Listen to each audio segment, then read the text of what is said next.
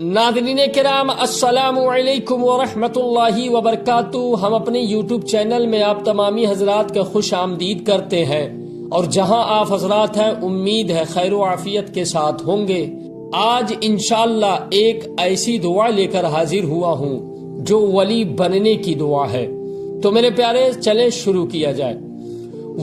ولی کون ہے جو بہت نیکیاں کرے، بہت نمازیں پڑھے؟ نہیں، ولی وہ ہے جو گناہوں سے بچے۔ تو گناہوں سے بچنے کی میں دعا آپ کو سکھا رہا ہوں، پڑھیے میرے ساتھ۔ اعوذ باللہ من الشیطان الرجیم، بسم اللہ الرحمن الرحیم۔ اللہم ارحمنی بترک المعاصی ابدا ما ابقیتنی۔ اے میرے پیارے اللہ، جب تک میں زندہ رہوں گناہوں سے بچنے کی مجھے توفیق عطا فرما۔ یہ مضمون ترمذی میں ہے، یاد کر لیجئے۔ نمبر 2 پڑھیں میرے ساتھ۔ یا رحمان ادخلنا برحمتک فی عبادک الصالحین۔ اے رحمان، ہم کو تو داخل فرما تیری رحمت سے تیرے نیک بندوں میں۔ ولی بننے کی دعا نمبر 3۔ سلف صالحین یہ دعا بہت اہتمام سے پڑھتے تھے اور پڑھواتے تھے۔ اللہم انصر دینک و کتابک۔ اے ہمارے پیارے اللہ، تیری دین کی تو مدد کر اور تیری کتاب یعنی قرآن کی تو مدد کر۔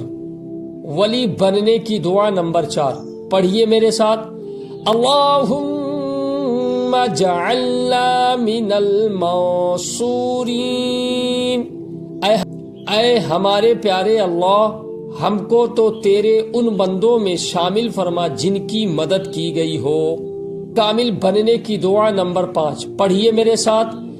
یا نور یا غفور یا شکور اخرجنا من الظلمات الی النور۔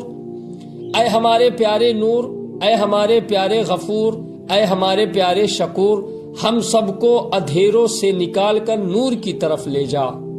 ولی کامل بننے کی دعا نمبر 6، مخلوق کی نظر میں عزت والا بننے کی دعا۔ نمبر 1، اللہم اجعلنی صبورا۔ نمبر 2، وجعلنی شکورا۔